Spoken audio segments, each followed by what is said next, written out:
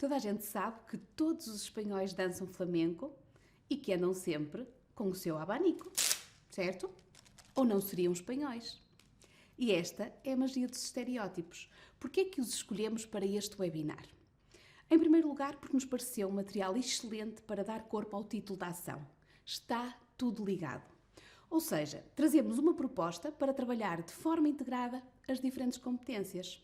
Em segundo lugar, porque os clichês são universais e transversais aos temas que trabalhamos nas aulas. Família, gastronomia, tradições, vestuário, viagens, turismo. Há clichês para todas as situações. Claro que não queremos com isto dizer que devemos reforçar os clichês, até porque, como sabemos, são uma caracterização rígida e redutora da realidade e, como tal, uma visão superficial e preconceituosa.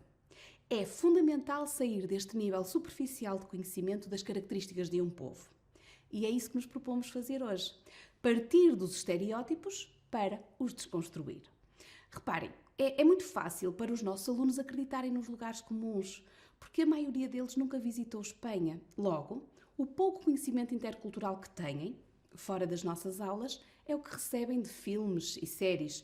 E da mesma maneira que há cinema muito adequado para trabalharmos a cultura espanhola ou de países hispânicos, também é verdade que há outros filmes que forçam situações para os clichês aparecerem ou em que os clichês são levados ao extremo. Então, o que é que acontece com frequência? Quem conhece a cultura não se revê na realidade apresentada e identifica facilmente erros geográficos, culturais, linguísticos.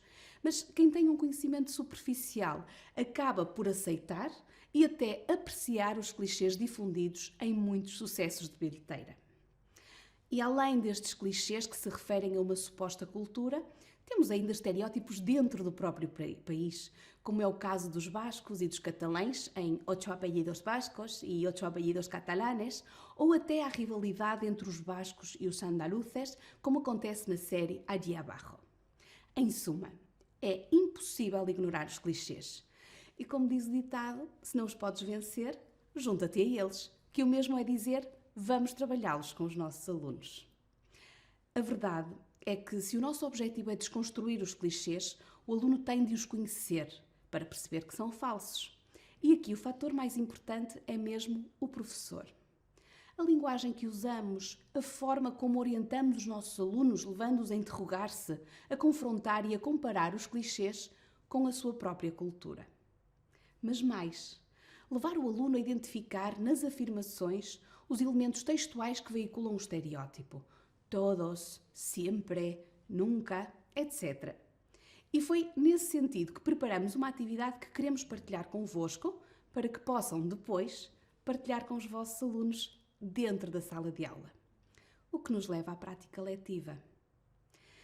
Falarmos da prática letiva implica falarmos das aprendizagens essenciais, do perfil dos alunos, da Estratégia Nacional de Educação para a Cidadania e, claro, sempre da inclusão.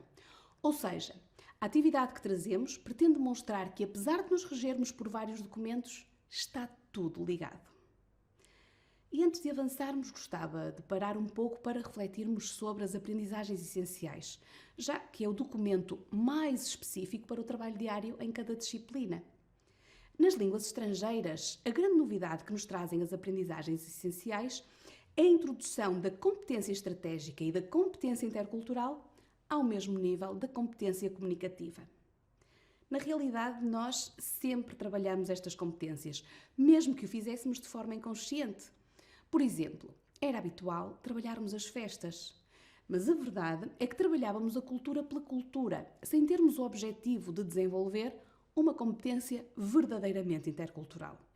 Atualmente sabemos que dominar uma língua vai muito além do domínio das estruturas linguísticas. Implica também conhecer e respeitar a cultura do país ou dos países que falam essa mesma língua. Também ao nível da competência estratégica. Nós sempre valorizamos e incentivamos o uso da língua estrangeira na realização das diferentes atividades. Daí o nosso "não entendo" para levar o aluno a falar em espanhol. Agora, planificamos de forma consciente momentos específicos para a competência estratégica e promovemos, por exemplo, momentos de auto e de heteroavaliação que ajudam o aluno a regular o seu processo de aprendizagem. Reparem neste esquema do quadro europeu. É muito claro. Além das áreas que desenvolvemos naturalmente no âmbito da competência comunicativa, compreensão, produção, interação, oral e escrita, ou seja, o saber, é também fundamental que os alunos sejam capazes de saber aprender e saber fazer, recorrendo às estratégias adequadas, ou seja, competência estratégica. Os alunos também devem saber ser. Devem aprender a ser alunos de uma língua estrangeira e cidadãos capazes de se adaptarem à sociedade multicultural em que vivemos, à sua cultura e aos seus costumes, que é, como quem diz, competência intercultural. O nosso objetivo hoje é então demonstrar que estas competências, comunicativa, estratégica e intercultural, estão interligadas e que as podemos e devemos trabalhar no nosso dia-a-dia de forma integrada. Assim, ao nível da competência intercultural, temos o contraste entre a língua materna e a língua estrangeira. E se a língua materna é para a maioria dos nossos alunos o português, a verdade é que temos alunos de outras nacionalidades, ucranianos, paquistaneses, brasileiros. E esta diversidade não deve ser ignorada nem tem que ser vista como um problema, mas sim como um fator de enriquecimento e de desenvolvimento da competência intercultural. Ao analisarmos a competência estratégica, espera-se então que os nossos alunos identifiquem o objetivo das atividades que lhes propomos, que vão adquirindo estratégias que os vão ajudar a comunicar melhor, que acedam a variadas mensagens orais e escritas e que apresentem eles próprios as suas tarefas orais e escritas através do uso de diferentes recursos. Com a autoavaliação, a heteroavaliação e a coavaliação, os alunos vão ser capazes de avaliar os próprios progressos e de identificar os aspectos a melhorar. E o erro, já sabemos, deve ser sempre visto como parte da aprendizagem e como uma forma de evoluírem. E é neste sentido que trazemos uma proposta, que pode ser realizada apenas na disciplina de espanhol ou em TAC, com as disciplinas de português, inglês e francês. No fundo, as línguas mais estudadas nas nossas escolas. E como todos conhecemos os estereótipos destes países, a primeira atividade para realizar com os alunos seria precisamente associar um estereótipo ao país que lhe corresponde. Aqui estão 4 exemplos de estereótipos para início de conversa. Escolhemos estes porque são fáceis de desconstruir pelo absurdo que constituem. Ajudem-me. Todos os dias bebem té às 5 da tarde. Exatamente, os ingleses. A maioria dos ingleses às 5 da tarde deve estar a trabalhar. Não os imaginamos a parar tudo para tomar o seu chazinho. Eventualmente os reformados, não é, que terão mais tempo para o chá das 5. Seguinte, solo comem bacalhau. Claro, nós, portugueses. Duvido que os colegas comam bacalhau todos os dias, muito menos a todas as refeições. E este clichê é muitas vezes alimentado por nós também. Vem um amigo estrangeiro, o que é que tendemos a oferecer-lhe? Bacalhau. Fazemos um jantar intercultural, no Erasmus, por exemplo. Não podem faltar os bolinhos de bacalhau. Estereótipo seguinte. Siempre van con una baguette bajo el brazo. Franceses. Uma vez mais, o cinema a dar-nos a ideia de que os franceses andam sempre com a baguette debaixo do braço. É verdade que o pão sempre teve uma importância significativa na alimentação dos franceses, mas atualmente nem sequer são, a nível europeu, os maiores consumidores de pão. Sabem quem são? São os alemães. Quarto clichê. A todos les gustan las corridas de toros. Sim, já sabemos, não é? A los espanhóis. Um clichê largamente difundido através da literatura, por exemplo, de Hemingway, com as suas descrições apaixonadas das touradas. Na realidade, sabemos que atualmente há cada vez mais movimentos anti-tourada, inclusive comunidades autónomas que as proíbem, como é o caso da Catalunha. Posto isto, o que é que importa trabalhar com os nossos alunos? Como dizia no início, identificar as expressões que traduzem generalizações. Todas as comidas, todos os dias, sempre, todo el tiempo, nunca. E então levar o aluno à consciencialização de que o simples facto de substituir o todas as comidas por muitas comidas ou sempre por a menudo torna a informação mais verosímil. Por outro lado, ao fazer este exercício de interpretação, de análise e substituição destas expressões generalistas, O aluno não está a trabalhar apenas a língua, está também a trabalhar a competência estratégica ao transformar a informação e ainda a competência intercultural, pela capacidade de ver além do estereótipo, tornando-se assim um indivíduo mais receptivo à diferença e à diversidade, logo, mais tolerante e respeitador. Em suma, está tudo ligado. E esta atividade de motivação é particularmente importante para que o aluno perceba o que é um clichê. Só entendendo o conceito é que ele pode reconhecer e identificar outros estereótipos, seja relativo à sua própria cultura ou à de outro país. E como os alunos são mais receptivos e reativos, não é? Quando os assuntos lhes dizem respeito, como de uma forma geral, todos nós, a atividade seguinte consiste em ver uma animação para identificar alguns dos estereótipos mais frequentes sobre os portugueses. Optamos por começar com Portugal porque, como acabei de dizer, os alunos vão estar mais motivados e atentos. Porquê? Porque os clichês referem-se a nós, referem-se a eles. Em relação aos alunos estrangeiros, é também uma forma de sabermos qual é o seu ponto de vista e tentar perceber qual era a opinião que tinham antes de virem para Portugal e a que têm agora que vivem cá. Qual é então o objetivo da atividade? Identificar os clichês portugueses. Vamos descobrir o que os estrangeiros pensam sobre nós. Vamos passar o vídeo com a locução em espanhol, mas com a opção de legendas em espanhol e em português, tendo sempre em vista a inclusão. Hay muchos tópicos sobre los portugueses. Se dice, por ejemplo, que los hombres portugueses son bajitos y que todos tienen bigote. ¿Y las mujeres portuguesas? Son como ellos. También todas tienen bigote. Y llevan un pañuelo en la cabeza. Además, se dice que los portugueses son peludos, pero que las portuguesas lo son aún más. Dicen también las malas lenguas que los portugueses hablan muy alto y que tienen todos el mismo nombre de pila, José y María. Los portugueses son albañiles o fontaneros y las portuguesas son todas asistentas. ¿La comida típica portuguesa? Bacalao, por supuesto. Solo comen eso. Toda la gente sabe que las familias portuguesas son muy numerosas. Cada familia tiene 6 o 7 hijos, claro. Y en las celebraciones hay 50 o 60 personas sentadas a la mesa. Es normal. Ah, y se pasan todo el tiempo escuchando fado. En fin, verdaderos o falsos, los tópicos están aí para hacernos reír. Esperamos que tenham gostado do vídeo. Como vamos então trabalhar esta animação? Aquilo que anunciamos previamente aos alunos. Que clichês identificaram? Qual vos parece mais absurdo? Qual é o mais verosímil? Por exemplo, que somos pequenos é parcialmente verdade se comparados com outros europeus, mas alguns dos nossos alunos provavelmente não se identificarão. Ou que falamos muito alto. Então, e os espanhóis não falam igualmente alto? Ou os italianos? Ou os gregos? As profissões, um clichê perfeitamente datado. É incrível como um clichê que nasce na primeira metade do século XX perdura até hoje. Na realidade, sabemos que os imigrantes portugueses espalhados pelo mundo são hoje altamente qualificados. Enfim, são alguns exemplos do que podemos fazer na aula com os nossos alunos. Após este momento de identificação e discussão sobre os estereótipos, passaríamos a um jogo. Optamos pelo jogo porque, como sabemos, os alunos estão naturalmente mais motivados para este tipo de atividades.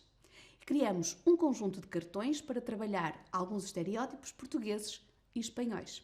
Se optarem por trabalhar em DAC, a documentação que vão receber por e-mail inclui também cartões com estereótipos sobre os ingleses e os franceses.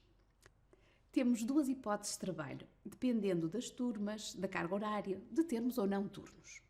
Uma hipótese é distribuir o conjunto dos cartões baralhados pelos grupos. 3 cartões por clichê, um com a designação do clichê, um com a imagem e o terceiro com a explicação. Outra hipótese é distribuir os cartões também baralhados, mas apenas os clichês e as imagens, para que os grupos encontrem os pares.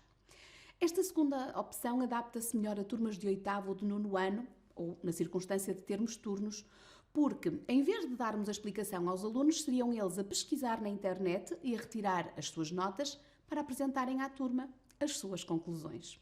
Seja como for, em ambos os casos, o objetivo é que os alunos associem o conteúdo dos cartões e desconstruam os clichês. Para isso, na sala de aula vamos criar grupos de trabalho.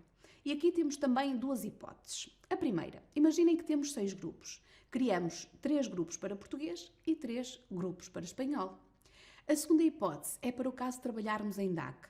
Neste caso, teríamos 2 grupos a trabalhar cada conjunto de clichês. 2 para português, 2 para espanhol e 2 para inglês. Em suma, aqui temos um exemplo do ponto de partida e do resultado final. 30 cartões por nacionalidade. O que importa realçar é que, ao longo desta atividade, são trabalhadas diferentes competências. A competência intercultural, por evidência do próprio conteúdo. A compreensão escrita e a competência estratégica, na medida em que, para poder desconstruir os clichês, o aluno deve identificar e analisar os elementos textuais que perpetuam o clichê. Todos, siempre, nunca, todos os dias. E uma vez identificados esses elementos, os alunos vão desconstruir essa informação com a ajuda da respectiva explicação. E já que falamos de clichês, ajudem-me. Qual é o clichê mais ouvido em relação às línguas? Que parte é que é sempre muito difícil de trabalhar? Pois claro, a gramática. Vamos então, pois, tentar desconstruir esse clichê. De facto, os cartões permitem ainda trabalhar a competência linguística, seja pela introdução ou pela revisão de conteúdos gramaticais. Reparem, por exemplo, neste cartão. Permite-nos trabalhar diferentes conteúdos, presente indicativo, diferenças de género, demonstrativos, possessivos e qualquer um deles, em contexto. A questão que se põe é como trabalhar a gramática, que método utilizar. O quadro europeu comum de referência dedica um breve capítulo a esta questão para fundamentar o facto de não tratar a gramática de forma exaustiva porque, segundo o quadro, a gramática de qualquer língua é tão complexa e variada que as referências que servem para uma língua não servem para outras.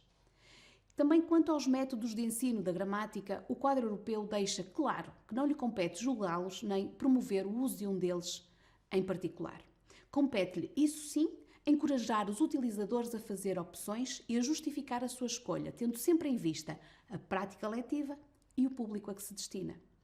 Uma coisa é certa, apesar de o quadro europeu tratar de forma breve a competência gramatical, quando comparada com as outras competências de compreensão e de produção, oral e escrita, é inegável que a gramática continua a desempenhar um papel importante no ensino da língua estrangeira. Quanto aos diferentes métodos usados ao longo dos tempos, não vamos alongar-nos sobre os vários métodos de ensino da gramática, mas vamos, isso sim, passar rapidamente pelos 2 métodos mais usados pelos professores em Portugal e a nível europeu. Refiro-me aos métodos dedutivo e indutivo. Então, no método dedutivo, a aprendizagem da gramática segue um processo em que se apresenta a regra e alguns exemplos que ilustram essa regra e que os alunos devem memorizar para depois aplicar normalmente em frases soltas. Nesta abordagem, o professor está no centro do processo de ensino-aprendizagem, pois fornece diretamente o saber ao aluno, que o recebe e depois o aplica. O aluno assume assim um papel mais passivo. Já no método indutivo, o aluno torna-se mais ativo porque é incentivado a analisar alguns exemplos de modo a descobrir as regras, ou seja, parte dos exemplos para chegar à regra. Nesta abordagem, o professor não dá diretamente o saber. Ele apresenta uma situação de aprendizagem, uma vinheta, um diálogo, uma publicidade, que permite ao aluno encontrar por ele próprio esse saber. Aqui, o aluno assume esse papel central no processo de aprendizagem.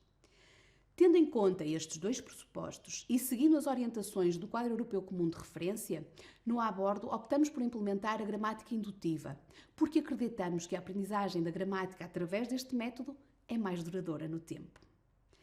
Para apoiar esta abordagem gramatical, sugerimos o uso de PowerPoint e que o mesmo reproduza algo que seja familiar ao aluno. É por isso que nos nossos projetos os PowerPoint reproduzem a página do manual na totalidade ou parcialmente.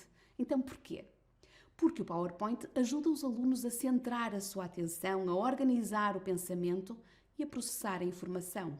Também porque o PowerPoint traz uma vantagem que o manual em papel não tem. que é o facto de conseguir criar o percurso visual do raciocínio, etapa a etapa, chegando com mais eficácia a um maior número de alunos. Outro aspecto importante, estreitamente ligado ao método indutivo, são as questões conceptuais. Isto é, perguntas curtas, claras e diretas que exigem respostas fechadas. Sim ou não, verdadeiro ou falso, é presente, é passado, é um verbo, é um nome. E quando colocamos estas questões, durante a exploração do PowerPoint, conseguimos avaliar se os alunos estão de facto a compreender o conteúdo ou a estrutura gramatical. E estas questões curtas, de resposta fechada, são muito mais eficazes do que as questões do tipo estão a perceber? Alguém tem dúvidas? Que podem levar a quê? A respostas vagas e até pouco sinceras, seja por desinteresse ou por vergonha de assumir perante a turma de que não se está a entender a matéria. Finalmente, este percurso feito etapa a etapa, em interação com os alunos através do questionamento, evita explicações gramaticais longas e abstratas que só servem para desmotivar o aluno e afastá-lo da aprendizagem. Nós não queremos isso. Ora bem, chegados aqui, chegou o momento de fazer o ponto da situação. O aluno já criou um caminho. Reparem, com a atividade de motivação, o aluno associou os estereótipos aos respectivos países e percebeu o conceito de clichê. Viu um vídeo sobre os estereótipos do seu país. Ampliou o seu conhecimento com a informação dos cartões e refletiu sobre o uso da língua. Portanto, o aluno está preparado para entrar na etapa final, onde vai aplicar aquilo que aprendeu. Estamos a falar do produto final. E, para esta etapa final, trazemos duas propostas. Na primeira, os alunos pesquisam outros estereótipos e respectivas explicações para apresentarem à turma. Na segunda proposta, os alunos partem para a construção de cartazes em papel ou formato digital, onde apresentam os estereótipos e a sua desconstrução. Já não para eles, não é, que os trabalharam na aula, mas com o objetivo de partilhar esta informação com a comunidade educativa. Para apoiar o trabalho dos alunos na realização de qualquer uma destas propostas, nós sugerimos estes 3 vídeos. Estão legendados na língua estrangeira e em português, visando sempre a inclusão. O produto final poderia ser, por exemplo, este cartaz. Os alunos podem criar algo simples, como neste caso, com a pergunta estratégica que pretende fazer-nos pensar: Los españoles hablan muy alto. ¿Todos? Então, e os italianos? Os portugueses, os gregos, falam mais baixo? Se calhar é uma característica dos povos mediterrâneos, não é exclusiva dos espanhóis, nem dos portugueses, como vimos antes. E essa pode ser a segunda opção, que além dos estereótipos, os alunos incluam informação adicional e partilhem com a comunidade educativa aquilo que aprenderam sobre os vários clichês. E podem fazê-lo de 2 maneiras, acrescentando no cartaz um pequeno apontamento informativo ou, por que não, criando um QR Code direcionado para uma ferramenta, o Padlet ou outra, que permitirá ao leitor do cartaz, os alunos, os professores, pais, auxiliares, aceder à informação sobre o clichê. E chegados à reta final, cumpre fazer uma síntese para demonstrarmos, como dizíamos no início, que está tudo ligado. Ao longo da atividade, os alunos trabalharam diferentes competências. Com a animação sobre os clichês dos portugueses, privilegiamos a compreensão oral e audiovisual. Os cartões permitiram-nos desenvolver a compreensão escrita, a produção oral e ainda serviram de modelo para a introdução ou revisão de conteúdos gramaticais. A elaboração dos cartazes privilegia a produção escrita. Portanto, ao longo de todo o processo, além da competência comunicativa, desenvolvemos também a competência intercultural, inerente ao próprio tema, e a competência estratégica. Em que momentos trabalhamos a competência estratégica? Em todos. Quando o aluno se esforça por falar na língua estrangeira. Quando recorre a estratégias para a compreensão do vídeo e dos cartões. Quando estabelece a relação entre o estereótipo, a imagem e a explicação. Também quando discute e negocia com os colegas durante a realização do cartaz. Ou seja, ao longo das diferentes atividades, os alunos vão usar as estratégias mais adequadas às tarefas que têm de realizar. E, ao longo das diferentes atividades, estamos também a desenvolver áreas de competência do perfil dos alunos. Linguagens e textos, informação e comunicação, o pensamento crítico e criativo, os alunos vão produzir um cartaz. O saber científico e tecnológico, o cartaz pode ser feito em formato digital. O relacionamento interpessoal, também pelas diferentes formas de trabalho, pares, em grupo, em grande grupo, e o desenvolvimento pessoal e a autonomia. Ao trabalharmos tudo isto, estamos a desenvolver de forma transversal os eixos da Estratégia Nacional de Educação para a Cidadania. Como dizíamos, colegas, está tudo ligado. Falta só responder a uma questão, não é? Quando é que podemos trabalhar este material? Por exemplo, na Semana das Línguas, no Dia Europeu das Línguas, no Dia da Hispanidade ou na respectiva unidade do A Bordo, de 9º ano, onde dedicamos uma unidade a este tema. Enfim, quando for oportuno. O nosso objetivo, como sempre, é partilhar estratégias e materiais práticos, prontos a usar, seja no início do 8º ano ou 9º ano, ou até mesmo no 7º, quando os alunos já têm alguns conhecimentos de língua e referências culturais. Esperamos que tenham gostado e que nos encontremos presencialmente em breve para conhecerem as novidades que vos trazemos com o A Bordo de 9º ano. Até lá, bom trabalho e boas experiências. Nos vemos!